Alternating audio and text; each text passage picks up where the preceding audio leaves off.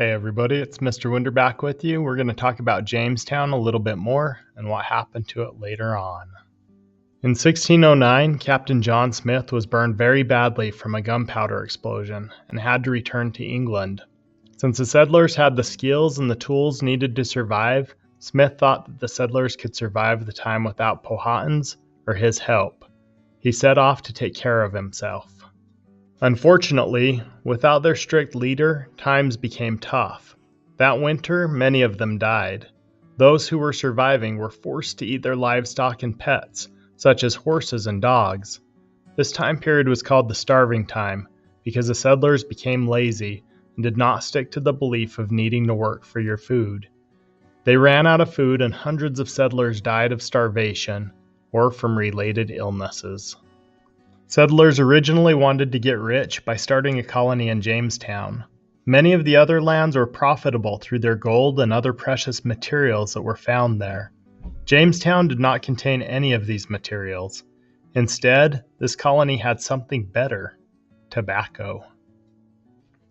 Tobacco was a cash crop for the settlers because it was a sweet-tasting crop that could be smoked. This would be something that the settlers could trade for money or supplies. While this was not cash or gems, it was as precious as gold to the settlers. The discovery of tobacco led to the growth of Jamestown. Settlers were given land for farming, and women were being sent over to marry the settlers and to start families. With the population of the settlement growing, now was the time to form a government. If the colony was going to survive, it needed laws and rules along with the people to make sure the rules were followed. A lesson learned after Captain John Smith left and the starving times occurred. It was decided that elected representatives would make the laws for the colony. They wanted to have a more democratic government than England, so they held elections. However, only wealthy men were allowed to be voted in.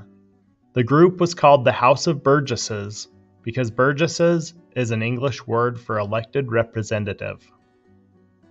As the population grew, so did the tensions between the Native Americans and the settlers.